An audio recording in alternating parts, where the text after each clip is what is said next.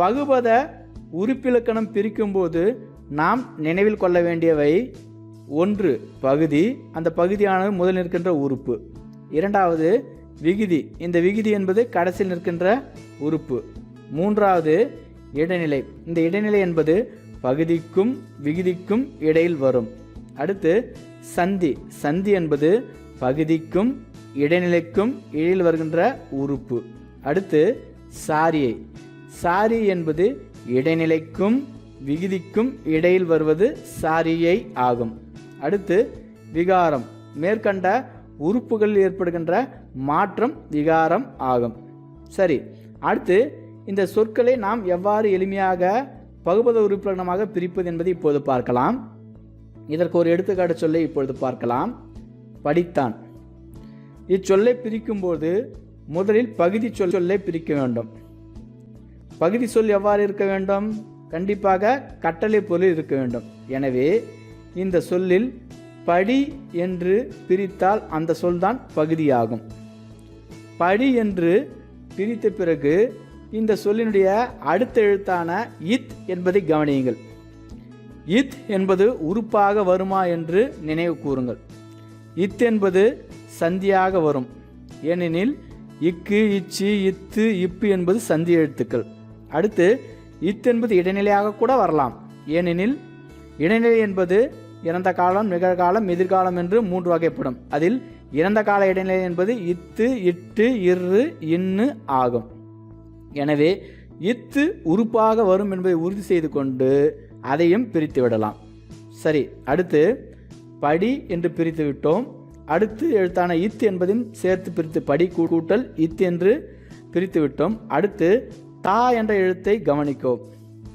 தா என்பது உயிர்மெய் எழுத்தாக உள்ளது. எனவே அந்த உயிர்மெய் எழுத்தை பிரித்து கொள்ளவும். தா என்பதை இத்து கூட்டல் ஆ என்று பிரிக்கலாம்.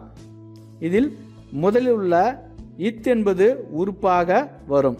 எனவே படி கூட்டல் இத்து கூட்டல் கடைசியாக சொன்ன நாம அந்த இத்து, இதை சேர்த்து நாம் என்ன பண்ணியிருக்கிறோம்? இப்போ பிரிச்சிருக்கிறோம்.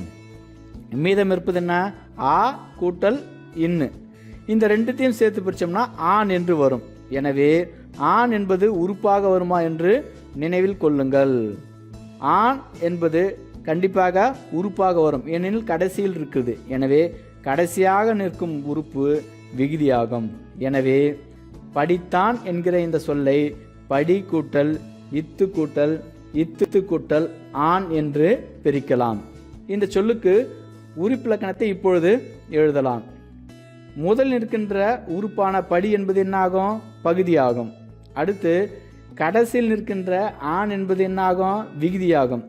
சரி, விகுதி என்பது எதை காட்டும் என்பதை நாம் முன்னரே அறிந்து கொண்டோம். விகுதி என்பது திணை, பால், எண், இடம் ஆகியவற்றை காட்டும். எனவே இங்கு ஆண் என்பது ஆண்பாலை குறிக்கிறது. எனவே விகுதி என்பது ஆண்பால் வினைமுற்று விகுதி ஆகும். சரிங்க, அடுத்து பகுதிக்கும் விகுதிக்கும் இடையில் நிற்கின்ற இத் என்பது இடைநிலை ஆகும். இடைநிலை 3 வகைப்படும் என்பதை முன்னரே அறிந்து கொண்டோம். இறந்த கால இடைநிலை, நிகழ்கால இடைநிலை, எதிர்கால இடைநிலை. இந்த சொல்லில் இத் என்பது எந்த கால இடைநிலை என்றால் இறந்த கால இடைநிலை. எனவே இத் என்பது இறந்த கால இடைநிலை. அடுத்து